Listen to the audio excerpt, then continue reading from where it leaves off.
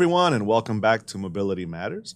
I'm your host, Javier Betancourt, Executive Director of the Citizens Independent Transportation Trust, or CITT. We're the agency of Miami-Dade County charged with overseeing your half-penny sales tax for transportation. Happy New Year. This is our first show of 2023, and there's no better way to kick off the new year than with my guest for today, Cheryl Mizell. Cheryl is actually part of our team at the CITT, and Cheryl is charged with overseeing the ambassador program, which is what we're going to talk about today. So Cheryl, welcome to the show. Thank you. It's fun to be sitting in this chair for a change. Yeah, people may recognize you because you're the guest host about every 3 or 4 shows or so, and I know you've had a couple under your belt, so thank you. Thank you. So Cheryl, tell me, what do you do for the CITT? Well, I am executing the vision of our director. You may know him, Javier Betancourt. I've heard a few things about that guy. Okay. Yeah. To develop the CITT Ambassador Program, which will, when we have it fully developed, have about 300 ambassadors who cover all the train stations, the bus routes, the different forms of public transportation in Miami-Dade County, reporting, completing surveys, and giving us feedback about their experiences, and then receiving points for their efforts, which they can then redeem for rewards. So we're very excited. Things are progressing right along, and we're just really excited about it. So the CITT Ambassador Program. All right, so we'll get into more into the ambassador program in a little bit, but before we go into that, let's learn a little bit more about you. Tell us about your background. I know you and your family have a storied history here in Miami-Dade County, so we'd like to learn a little bit more about that and then your professional background. Absolutely, thank you. I am, deeply grateful for the efforts of my family that came to South Florida in the early 1900s and pioneered Broward County. Isidore Mizell, who built the first school for blacks in Broward County, as well as the first church, and then his son, Dr. Mizell, who fought for civil rights and was able to found the NAACP there, led, he actually strategized and the whole process of getting a beach for blacks in Broward County, and also, which she was able to accomplish by leading wait-ins that then provided the incentive for the beach to be granted for blacks, which is now the John U. Lloyd, which was the John U. Lloyd Beach, which became the Dr. Vaughn Mizell and Eula Johnson State Park and Beach in Broward County. But even beyond that, I'm just also, just proud of relatives who wrote for the Jacksons, the songs that kicked off their careers, ABC, I Want You Back, the Jacksons, who sing and work in the music industry. So it's just really great to have a history and to know it. I tell people all the time, you have a history. Mm-hmm. You have people in your family who've accomplished great things. I just happen to know them, and you can too. If you do the research, you'll find you have many people in your family who have accomplished things that you're proud to reflect on, learn on, and grow. So. Right. And when you come from a family like that, there's this kind of sense of obligation, right, to carry on the torch. And I say obligation in a positive way, right? Mm-hmm, and it's certainly not a burden. And you have done that throughout your career. So tell us a little bit more about your career and your background, and starting off with your alma mater. Howard University. Howard. Yes. Bison in the house. Bison in the house. That was such a great experience for me coming out of Miami. I am proud to be a Miami Central Rocket, and they've won something like 9, state championships. That was a great school, still is a great school, and attended Howard University with a major in sociology and minor in radio. I encourage people always to just follow their dreams. I love people. And then I just decided to, after I decided I wasn't going to be a social worker, I love advocating for people, though. And so I kind of was able to keep that by picking up a minor in radio. And that just opened up a whole new world for me and created the ideal credentials for me to be a public affairs director in radio for 20 some odd years. And I've worked in DC radio at Howard University radio doing some things while I was a student.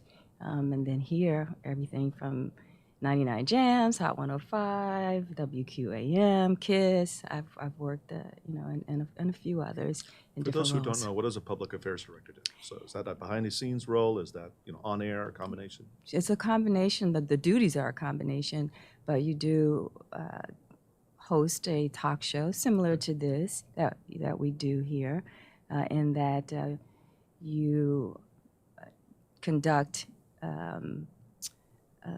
research to find out what the issues and concerns are of the public, and then you find the people who can address those issues, and then you bring those topics to on air, usually in the form of a public affairs talk show that comes on weekly.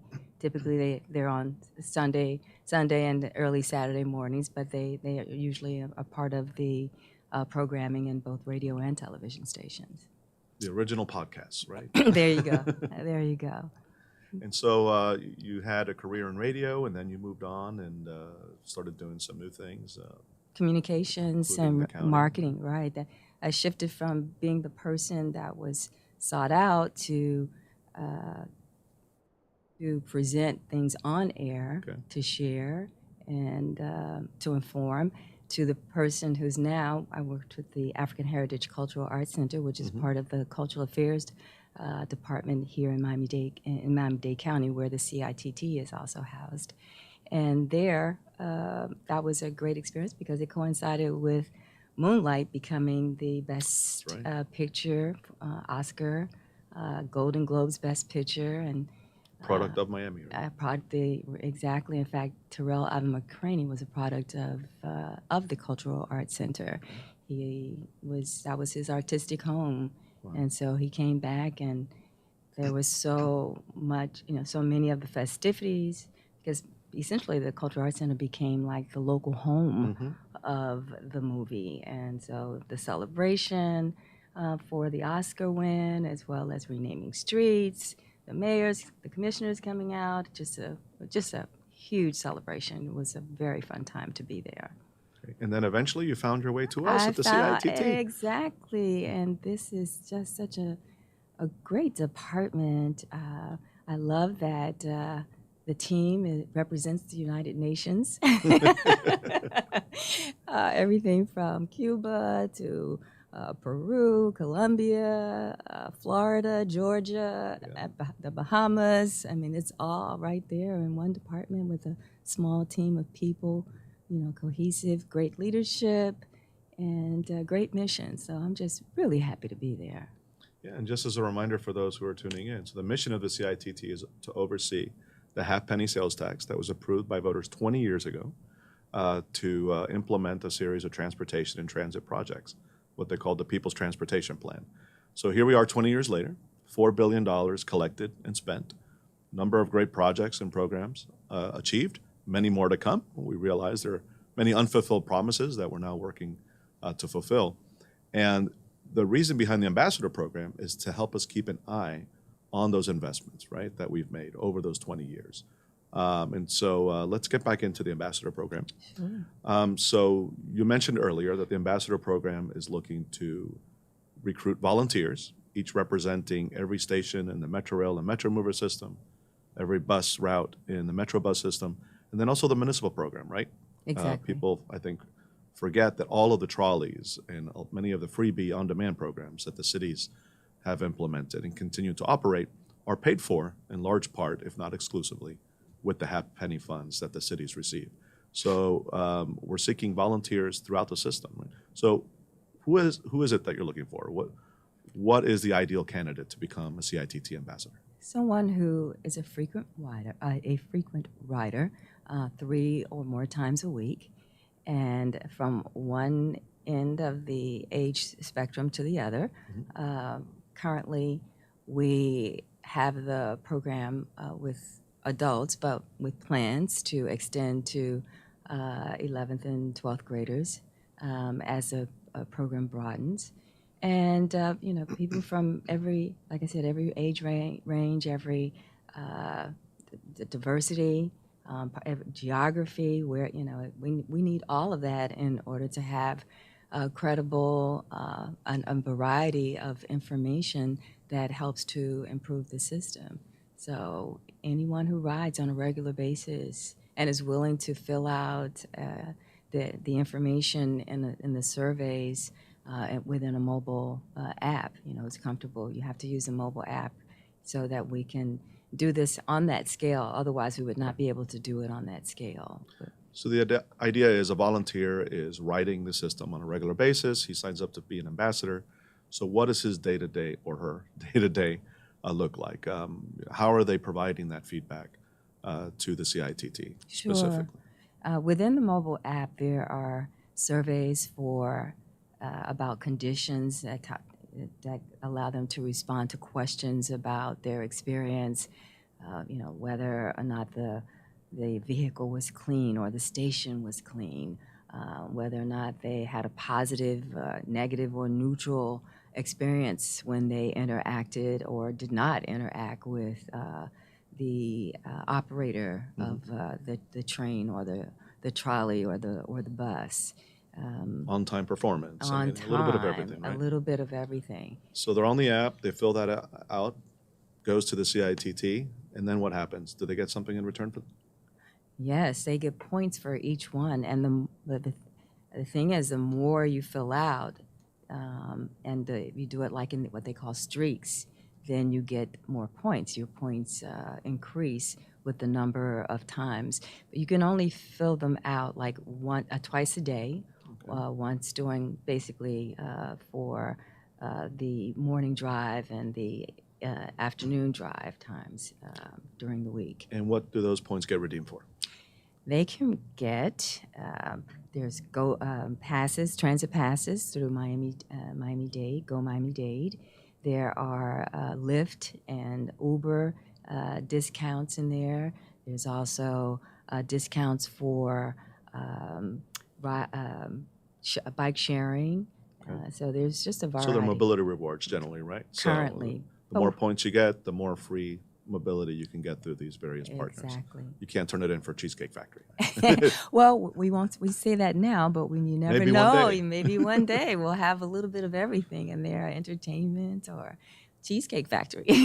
And then what happens to that information? So CITT gets that information from all of these different ambassadors. What's done with it? What's the purpose? The purpose is to improve the system. So we're sharing it with the Department of Transportation and Public Works.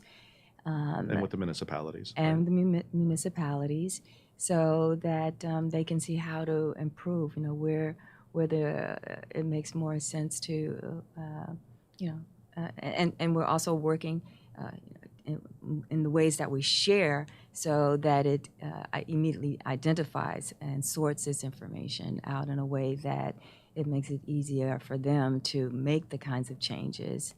Because we really, in the end, we want to also be able to identify the things that have changed as a result of the input from these riders, so that they feel more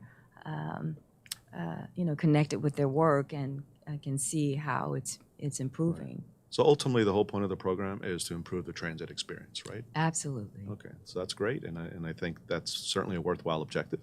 But that isn't the only way for them to achieve points. What are the other components of the program that they then could get rewarded for? Yeah, and for those who have social media accounts, who are active on social media, they'll love this because Which at this point, should be 90% of the population, right? I mean, it is, for sure. They can follow us, CITT, on Twitter, on Facebook, on Instagram, and LinkedIn, and find the posts that have hashtags for the CITT ambassadors or CITT ambassador, and then share that on their page. Take a quick screenshot and upload it on the mobile app, which is Velocia, that we use, and then those that those are also redeemed for like 50 points, and they can get up to, I believe, 100 points, 50 points each for those social media screenshots. Right. So helping us inform the general public about what's happening, right? By reposting, retweeting our messages. And they get rewarded for that as well. Sure, and for focus groups, which are those, that's something that's coming in our future. Those to have focus groups where not only the CIT can use them, but again the municipalities as well as DTPW can use them to get feedback on particular activities or changes or that they're initiating. Okay. So, I mean, I'm sold. Certainly. Would love to get all those points to get some goodies in exchange. But also, even besides the rewards, I think many transit riders want to improve the system because They it benefits them, do. right? So if people are interested in signing up to be an ambassador, how do they go about it? Well, they can check out that QR code that's on the screen and visit, or there is a crawler with our website address if you want to key it in, or you can just take a picture, scan the QR code that's on the screen. It'll take you directly to the CITT ambassador page, and there And for a vision impaired, so it's absolutely. www.miamidade.gov/CITT, right? That's our Right. main page, and then you can find the link to the ambassador program there. Exactly. And our webpage is, it's ADA compliant, so we also, that's another audience that we encourage to apply to be ambassadors. But on the page, they'll find plenty of information, more details about the program itself, and they'll find a link that takes them directly to the application. And the application is filled out online. And once they fill out that application online, it ends up in my mailbox, and then we process it and get the information over to Velocia, and then they'll get an email telling them, congratulations, you're a CITT ambassador, welcome aboard. Start earning points. And start earning your points and getting your rewards. And I know the official launch hasn't taken place yet. That'll be happening in a few weeks, but really, we've started, right? So Oh, you start yes. earning points as soon as today. Absolutely. So we had our beta kicked off. It was like in August, late August. So we had our beta testing, and that went well. Then we moved on to reach out to widen it to county employees. So we got a little bit more feedback and allowed us to tweak the program from that feedback that we received from the ambassadors within the county, as well as the ambassadors who were previously beta testers. And so as we're moving forward, we're just tweaking and refining all the processes, and we'll have our full launch in early February, and with great support from our mayor, who's getting involved, who likes the program as well. So we're really looking forward to it, and looking forward to engaging the full county in becoming CITT ambassadors. That's great. It sounds like a really innovative program. As far as I can tell, this hasn't been done anywhere else in the country. Have you seen anything quite like it? No, not like this. I've seen programs in other counties, other parts of the country where they have ambassadors who serve more as navigational kinds of support for riders, but not those who are like in this kind of secret shopper mode, giving feedback, reporting on their experiences and getting rewards for doing that. So. And I think that's an important to distinguish. So, typically when people think of an ambassador, they think they have to interact with people. And that might turn some folks off who maybe aren't comfortable interacting with other passengers, either for safety reasons or otherwise. Maybe they're just shy. There's no expectation of them interacting with other riders and passengers, Correct. Or the personnel. Right. There's places for ambassadors to fill in operator codes and vehicle numbers, so that we get accurate reporting. But they don't have to talk to the bus driver or the trolley driver. They don't have to speak to them at all in order to provide feedback about their experience. No. Okay. Anything else about the program the public should know about? I think we covered most of it. I think we have. Just want them to reach out if they're not riding the system currently, but if they know someone who rides and they're watching this now, to reach out to their friend and let them know about the program and how easy it is to apply. I should note also that this is a great opportunity for people who might be interested in someday serving on the Citizens Independent Transportation Absolutely. Trust. There, we're going to look at this almost like the AAA, right? And go back and pull people who are ambassadors who've demonstrated an interest in transit Sure. and really been engaged, and we're going to pull from them as a potential source of candidates to be a member of the trust itself, right? Exactly. The application is also available online for trust members now, and we're working to make that application as easy and online as the ambassador application. But yes, they can find all the information they need by going to mymedia.gov/CITT. Or is that QR code somewhere on the screen? Just, Right. point your phone there and take you straight there. So, okay, enough about the ambassador program. Let's go back to you because you're a fascinating person with a really interesting history. So we talked about your professional background, about your family history. Tell us a little bit about yourself and what are your passions and what do you enjoy doing? Do you have any hobbies? I know you like to travel, for instance. Sure. Oh, yes, definitely like traveling. But I love people. I mean, I just love talking to people, meeting people, helping people. That's always been one And of my a lot passions. of them. Anywhere we go, we get stopped, I think, half a dozen times by people you happen to run into in the street that know you. So Absolutely. it's really impressive. Between my family, my mother owned a daycare center, Mizell Kitty Campus, and it was so interesting to come all the way to the CITT years later and meet a staff member who had actually attended Mizell Kitty Campus. Oh, So great. I know a lot of people from there, as well as Mizell Records. We had a very popular record store in the late 80s, early 90s. So that was a lot of fun. We got to meet DJs and go backstage with all the entertainment, promotional people from record companies, as well as to meet, pretty much every R&B, hip hop artist, including some jazz. I got a chance to meet Nancy Wilson, LL Cool J, Big Daddy Kane, Queen Latifah, Boyz II Men. So and then that extended Luke into Campbell, I imagine, Oh, right? From oh. Miami Zone. we definitely knew Luke. We helped put Luke on the map because we sold wow. a lot of his music back in the day when he got great. started. When all the explicit lyrics that That controversy, yeah, which really helped launch him. and So, that's what launched him. Yeah, for sure. well, it's really interesting because there's two very strong strains that seem to run through your family, and that's public service and music. And I love both of those things, so maybe that's why you and I get along so well. Absolutely, absolutely. Yeah, and I think just the creativity gene in general.